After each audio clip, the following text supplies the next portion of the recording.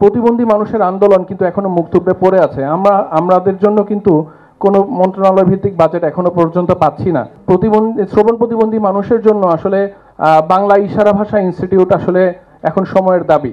গাড়ি ভাড়া নিলে হয়রানি সহ বিভিন্ন বৈষম্যের সম্মুখীন হতে হয়। এই ধরনের বৈষম্য যেন আমাদের সাথে আর না হয়। এই যারা হচ্ছে আমাদের কেয়ার গিভার হিসেবে থাকেন, এই কেয়ার গিভারদের জন্য কেয়ার গিভার ভাতাটা প্রদান করতে হবে। আমরা যারা প্রতিবন্ধী ব্যক্তি আছে, আমাদের আসলে কাজ করে আমরা যা অর্জন করি সেখান থেকে আবার একজন কেয়ার গিভারকে সম্মানী দিয়ে আমাদের সাথে রাখাটা খুবই কষ্টের একটা ব্যাপার হয়ে যায়। তো সেই ক্ষেত্রে সরকারের কাছে আসলে আবেদন, এই যারা হচ্ছে আমাদের কেয়ার গিভার হিসেবে থাকেন, এই কেয়ার গিভারদের জন্য কেয়ার গিভার ভাতাটা প্রদান করতে হবে। জাদুঘর সহ বিভিন্ন গণস্থাপনার প্রবেশ, গাড়ি ভাড়া নিলে হয়রানি সহ বিভিন্ন বৈষম্যের সম্মুখীন হতে হয়। এই ধরনের বৈষম্য যেন আমাদের সাথে আর না হয় সেদিকটা বিবেচনা করার জন্য আপনাদের কাছে আবেদন জানাচ্ছি।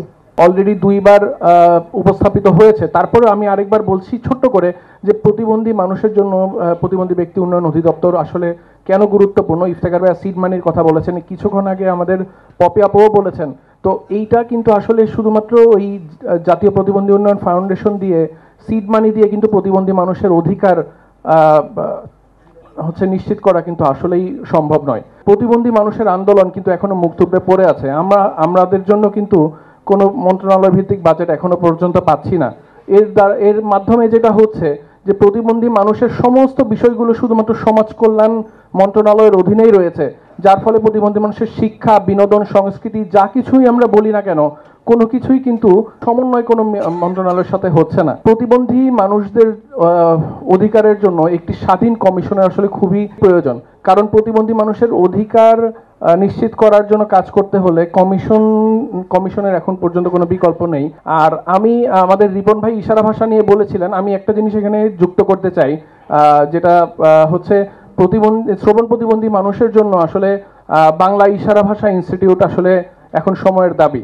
এটা কিন্তু আসলে কারণ হচ্ছে এই বাংলা ইশারা ভাষা ইনস্টিটিউট যদি না হয়, এই ভাষার কিন্তু সমৃদ্ধি, ইশারা ভাষার সমৃদ্ধি কিন্তু আসলে আদৌ সম্ভব নয়। প্রতিবন্ধিতা কিন্তু আসলে কোনো প্রকার অসুস্থতা না, প্রতিবন্ধিতা কোনো অভিশাপ না, প্রতিবন্ধিতা কিন্তু একটা মানব বৈচিত্র্য। এই মানব বৈচিত্র্যকে যতক্ষণ পর্যন্ত আমরা মেনে নিতে না পারবো, ততক্ষণ পর্যন্ত প্রতিবন্ধী মানুষের প্রতি যে পজিটিভ দৃষ্টিভঙ্গি, এটা কিন্তু আমাদের হবে না।